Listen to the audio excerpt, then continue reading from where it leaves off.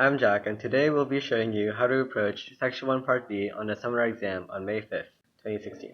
So here are the essay instructions of our verbatim from the actual exam.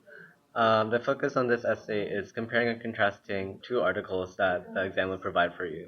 So in this rubric, we see that the focus on the question would be the evidence and the argument and why the argument is stronger. The difference between a 6 and a 4 is pretty minimal, except that a 6 is more consistent and is more thorough in their analyses. So throughout this presentation, we'll be taking examples from these two articles, and because the names of these two articles are so long, we're going to be shortening them to just teleportation and Scotty. So the purpose of this question is to see if you can compare and evaluate the effectiveness of two lines of reasoning from two different sources. So you do that by comparing the claims that they make and how well they substantiate each claim with the evidences that they make, and you're supposed to analyze how reasonable their evidences are and how reliable they are.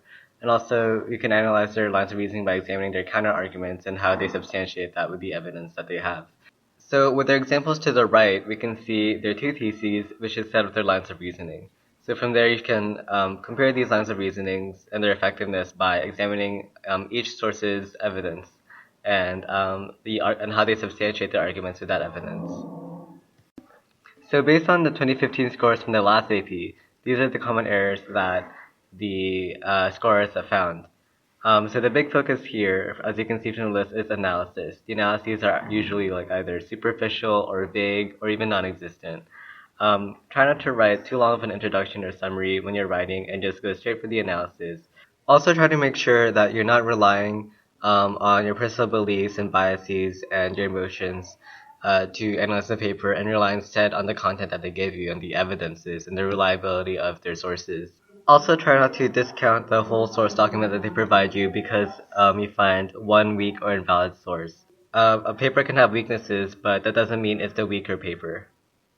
Our first example is kind of a superficial analysis. Instead of analyzing the effectiveness of the sources that they use and looking at the content holistically, they only rely on how many times they reference a university. Our second example isn't really an analysis, but it's just a summary.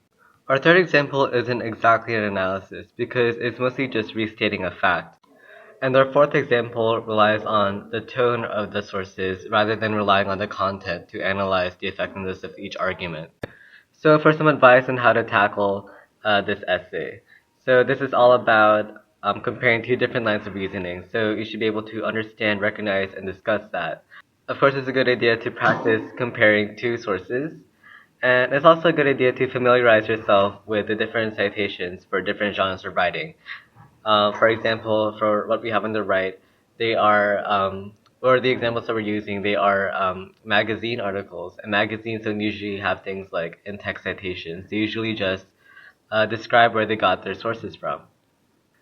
And also from what we saw from the common errors, try to avoid lengthy summaries and introductions, and you should just jump straight to the analyses so you can really have a substantial analysis and get those points. You should be able to manage your time well, so grammar isn't as important as long as your ideas are clear, so you can focus on the content and the critical thinking. A good strategy you can use while reading the two sources is to take note of or highlight the things like the argument, which is the thesis, and the claims that they're making, and the evidences that they're using to support the claims and the counter-argument. This is a good idea because when you're going back and figuring out how to write your essay, you already have some sort of outline and structure that you can base it off of, and you don't have to spend time looking for the things that you need to write about. So an example you can do is to the right, where you can highlight the claim, you can highlight the evidence that they use, and on the spot you can analyze how effective that evidence is and how reliable it is.